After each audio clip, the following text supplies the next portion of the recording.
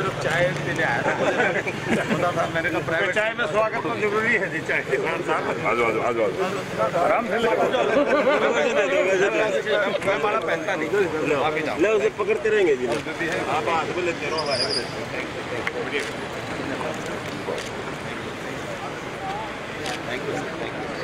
अंदर नीचे कराऊंगा, मान साहब आ जाओ।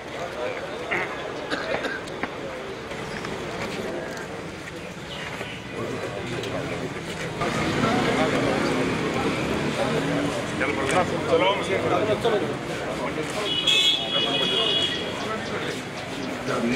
वहाँ से मिले बोला पहले। हाँ जी मेरे पास थैंक यू।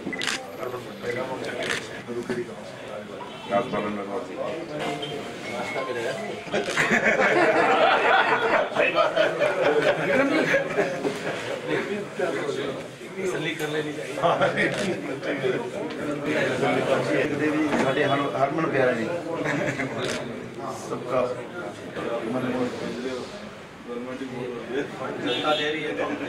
मैं थोड़ी देर पहले साबला गांव में था, वही रोहतक में, पूरे हरियाणा में, और इतने बढ़िया काम हो रहे, इतने लोग खुश थे वहाँ। साबला गांव में था, शादी पे था कर, तो बड़ा ही चैलेंज करके था उठाने से जो कहने की बात है ना, तो वो नजर आ रहा है जी। अगर 1 रुपए के 15 पैसे लगते थे, वो कहाँ नजर आते थे, ना काम होता था। थोड़ा सा ध्यान देने वाली बात है। इस समय मौजूद है करनाल के सेक्टर 13 में स्थित भाजपा नेता जगदेव पाटा के निवास स्थान पर, जहां पर हम आपको बता दें कि finance and excise minister captain Abhimanyu यहां पहुंचे हैं, जहां पर उनका जोरदार स्वागत किया गया है। कैप्टन अभिमन्यु हमारे साथ मौजूद हैं। सर, क्या कुछ बताना चाहेंगे कि बजट आप द्वारा पेश किया गया, तो उस पर क्या कुछ लेकर आए? हालांकि पहले भी आपने बताया, लेकिन क्या कुछ लोगों को एक दोबारा से गहराई में बताना चाहेंगे कि कहीं ना कहीं किसानों के हित में बजट रहा है, क्या कहना चाहेंगे? देखिए, हरियाणा प्रदेश का श्रीमान मनोहर लाल जी के नेतृत्व वाली भारतीय जनता पार्टी की सरकार का ये 5वां बजट पेश करते हुए जहां मुझे एक तरफ संतोष था, खुशी थी, वहीं गर्व की अनुभूति भी थी कि ये 5वां बजट पेश करते हुए पिछले 4 वर्षों में हरियाणा प्रदेश के 2.5 करोड़ से अधिक मालिकों की सेवा करने का जो हमें अवसर मिला, हरियाणा एक हरियाणवी एक के संकल्प को साकार करने का सौभाग्य प्राप्त हुआ, और सबका साथ सबका विकास की नीति को सार्थक रूप में उसको हमने साकार करने का जो हमें सौभाग्य मिला, उसको ध्यान में रखते हुए इस 5वें साल में हरियाणा के 2.5 करोड़ लोग और प्रत्येक परिवार में ये बजट का लाभ पहुँचे, इस सोच को ध्यान में रखते हुए हमने जहाँ किसान हैं तो उनके लिए हिंदुस्तान भर में सबसे पहली बार प्रधानमंत्री किसान सम्मान योजना में हरियाणा की तरफ से 6,000 रुपये प्रति साल उसको जोड़ने का काम किया।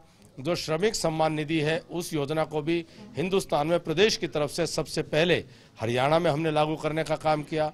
वहीं जो काश्तकार, दस्तकार, कमेरा, हाथ से काम करने वाला वर्ग, जो भूमिहीन वर्ग है, उसके लिए भी हमने इस बजट में योजनाएं बना करके हमने प्रयास किया कि हरियाणा में जो समाज के अंतिम पंक्ति में बैठे हुए लोग हैं, जो कमज़ोर वर्ग है, जो मेहनतकश जो लोग हैं, वह उनका उत्थान कैसे हो, उनकी खुशहाली कैसे हो, उनकी समृद्धि कैसे हो। और बजट का पैसा जब जड़ में जाएगा, जब जड़ को सिंचित करने का काम करेगा, जो समाज की जड़ है, जो समाज का जो जमीन पर काम करने वाला मेहनतकश जो वर्ग है, जब उसको बजट का पैसा मिलेगा, स्वाभाविक है उसके माध्यम से वह पैसा वह फलीभूत होगा, पूरे समाज को उसका लाभ मिलेगा। जब किसान और कमेरा वर्ग और मजदूर के हाथ में पैसा होगा, तब व्यापारी का व्यापार चलेगा। इस सोच के साथ हमने इस बजट को हरियाणा प्रदेश के कमजोर वर्गों की सेवा में समर्पित करने का काम किया है। कैप्टन जी, 2-3 दिन में 2 बार जो है कैबिनेट की बैठक हुई है, और हरियाणा में अटकलें तेज थी कि कहीं लोकसभा के साथ विधानसभा चुनाव ना हो जाए, क्योंकि मुख्यमंत्री जी राज्यपाल से भी मुलाकात की, लगातार मुलाकात के दौर जारी थे, तो उस पर क्या कहना चाहेंगे? आप भी कैबिनेट मीटिंग में मौजूद थे। ये अटकलें लगाना आपका काम है और जब तक चुनाव आयोग अपनी आचार संहिता लगा करके चुनाव की घोषणा नहीं करता, तो आप भी स्वतंत्र हैं, और भी 1-2 दिन जो बचे हैं आप लगा सकते हैं। सर, अब की लोकसभा को लेकर सर क्या तैयारियां की जा रही हैं? कैंडिडेट का क्या रहेगा? इस बार सोचा जा रहा है कि कद्दावर नेताओं को उतारा जाएगा, तो क्या हम उम्मीद करें कि बाहरी प्रत्याशी होगा या यहीं से लोकल निकालेंगे?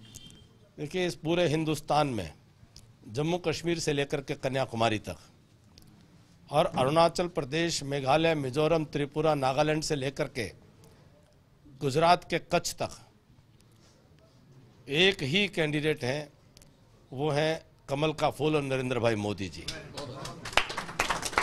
भारत की जनता ने मन बना लिया है, केवल चुनाव आयोग के औपचारिक घोषणा का इंतजार है।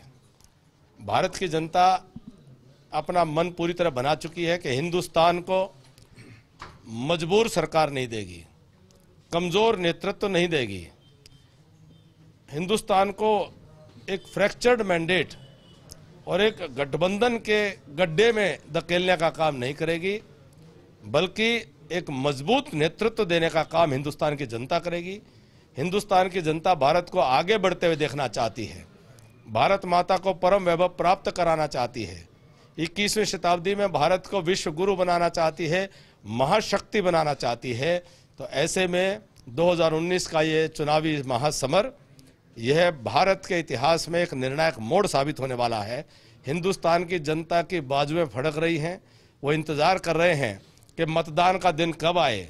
अब कौन सी सीट पर कौन उम्मीदवार होगा कौन नहीं होगा यह कोई मायने नहीं रखता है। अब केवल एक मायने रखता है कि चुनाव ये वोट भारत माता के पक्ष में होगा या ये चुनाव ये जो वोट है वह भारत माता के हित के प्रतिकूल कोई करेगा। केवल इतना निर्णय देश की जनता को करना है, उनका मन बना हुआ है, उनका निर्णय स्पष्ट है। तो मैं समझता हूं कि मई 20 से पहले फिर से नरेंद्र भाई मोदी जी एक स्पष्ट और पहले से भी बेहतर बहुमत के साथ वह भारत के प्रधानमंत्री पद की शपथ लेने का काम करेंगे। अभिमन्यु जी, क्या लगता है आपको हरियाणा में कांग्रेस कमजोर हुई है क्योंकि 4.5 साल में संगठन नहीं बना पाए हैं और लोकसभा चुनाव बिल्कुल सिर पर है, उस पर क्या कहेंगे जी? देखिए, कांग्रेस ना तो ये कोई पार्टी है, ना ये कोई राजनीतिक दल है, ना अब ये कोई विचारधारा है। केंद्रीय स्तर पर, राष्ट्रीय स्तर पर एक परिवार के गुलामी की मानसिकता वाले लोग हिंदुस्तान को ठगने लूटने के इरादे से ये परिवारवादी तंत्र इन्होंने बनाया हुआ है।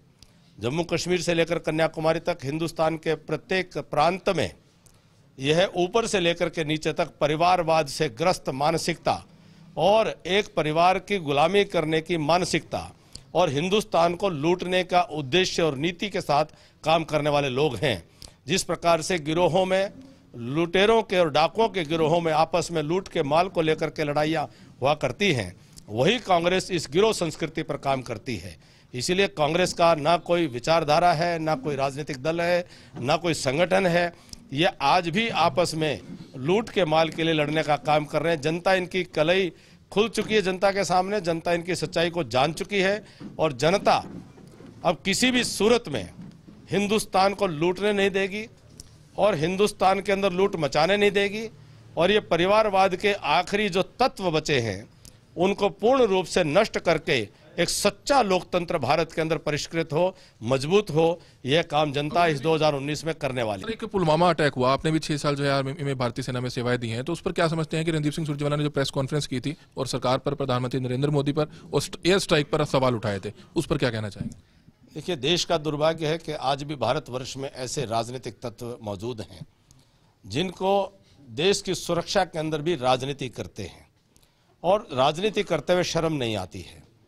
यह बहुत ही अफसोसजनक बात है कि भारत का सैनिक, भारत का सिपाही, भारत का जवान जब देश की सीमा हो और सर्दी में, गर्मी में, बरसात में अपने परिवारों से दूर होकर के वह देश के लिए अपने प्राण न्यौछावर करने के लिए तैयार, तत्पर रहता है और हर रोज इस देश के लिए हमारे जवान, हमारे सैनिक, उनके शहादत की जानकारी, खबर आती हैं। ऐसे में अगर कोई व्यक्ति उन सैनिकों के जो शौर्य है, पराक्रम है, उसके ऊपर उंगली उठाए प्रश्न करे और ठीक उसी भाषा में जिसमें पाकिस्तान प्रश्न कर रहा हो, ठीक उसी प्रकार के एक प्रचार का वो हिस्सा बने जो आतंकवादियों को सहयोग करने वाला हो, जो अंतर्राष्ट्रीय मंच पर भारत को कमजोर करने वाला हो, ऐसे लोगों को हिंदुस्तान की राजनीति में कोई स्थान नहीं रहना चाहिए। मैं कहूँगा कि नरेंद्र भाई मोदी जी ने इस देश के स्वाभिमान में एक नया आयाम जोड़ा है। आज़ादी के 70 साल में जो पिछले 2-3 साल, 4 साल पहले तक भारत की सीमा को पार करके, सीमा पार से आतंकवादी आते थे, भारत के जान माल का नुकसान करके, भारत के सैनिकों की और आम आदमी की शहादत करके और वह अपनी सीमा में वापस जा करके और सुरक्षित महसूस करते थे। अपने आतंकवादी कैंपों में ट्रेनिंग करते थे। पाकिस्तान की सेना उनकी ट्रेनिंग करने में सहयोग करती थी, हथियार मुहैया करवाती थी। पाकिस्तान वहाँ पर कैंप चलाता था और कितने सालों तक अमेरिका भी ढूंढ नहीं पाया। लादेन पाकिस्तान के अंदर छुपा बैठा रहा। लेकिन नरेंद्र मोदी जी भारत के प्रधानमंत्री हों और सीमा पार से अगर आतंकवादी भारत के अंदर हमला करके हमारे सैनिकों को शहीद करने का काम करते हों, तो नरेंद्र मोदी जी का 56 इंच का सीना वो जवाब देता है कि भले अमेरिका को लादेन को ढूंढने के अंदर 10 साल लग गए होंगे, लेकिन भारत के आतंकी पाकिस्तान के अंदर किसी भी सुरंग में बैठ करके छुपे रहे होंगे। हमारी थल सेना ने जमीन पर जाकर के सर्जिकल स्ट्राइक की और वहीं हमारी वायु सेना ने सटीक उनके कैंपों को नष्ट करने का काम किया। यह नरेंद्र मोदी जी ने दुनिया को संदेश दिया कि भारत अपनी सुरक्षा के लिए, भारत अपने स्वाभिमान और सम्मान के लिए अब सीमा की मर्यादा को उल्लंघन करने में कोताही नहीं बरतेगा, संकोच नहीं करेगा। और पाकिस्तान में बैठे आतंकी और उनके आकाओं को संदेश दे दिया कि अब अगर आपने भारत की तरफ आंख उठा करके देखा तो पाकिस्तान की सीमा में तो क्या, अगर आप अफगानिस्तान भी चले जाएंगे भारत आपका पीछा नहीं छोड़ेगा। पाताल से भी ढूंढ करके निकाल करके भारत के दुश्मनों को नेस्त नाबूद करने का काम करेगा। दुनिया ने, यूएनओ ने, दुनिया के सभी बड़े राष्ट्रों ने भारत की इस नीति का समर्थन करके भारत के इस अधिकार को स्वीकार किया है। जो 70 साल की आज़ादी में भारत ने ये कभी अधिकार का उपयोग नहीं किया है, तो भारत की सुरक्षा में एक नया आयाम जुड़ा है। अब भारत के अंदर कोई हमला करने की हिम्मत करने से पहले वो कई बार सोचेगा कि वापस जाने का रास्ता नहीं मिलेगा। भारत की तरफ अगर आंख उठाई और हमला कर दिया तो अब तो सीधा और सीधा उसको दोजख में ही स्थान मिलेगा और कहीं उसको स्थान नहीं मिलेगा। तो इस समय आप देख रहे थे करनाल के सेक्टर 13 में पहुंचे थे जगदेव पाठक के निवास स्थान पर finance and excise minister captain Abhimanyu, जहां पर जिस तरह से कांग्रेस को आड़े हाथों लिया, वहीं पुलवामा अटैक पर भी जो है पाकिस्तान पर भी जमकर उन्होंने निशाना साधा। कमल मिड्डा, करनाल ब्रेकिंग न्यूज, करनाल।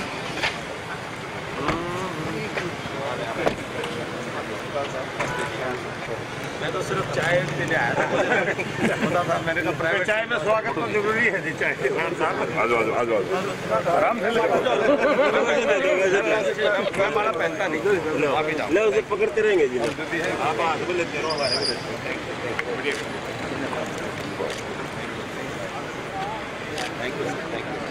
अंदर नीचे कराऊंगा। मान साहब आ जाओ।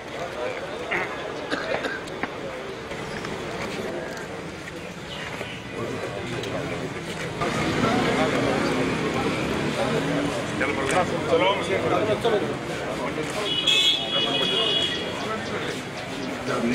वहाँ से मिले पूरा पहले शामिल हो। हाँ जी मेरे पास। Thank you.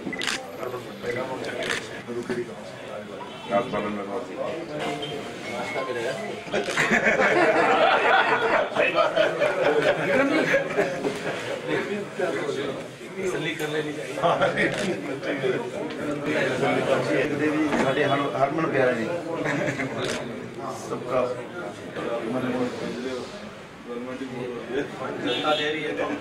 मैं थोड़ी देर पहले साबला गांव में था, वही रोहतक में, पूरे हरियाणा में, और इतने बढ़िया काम हो रहे, इतने लोग खुश थे वहाँ।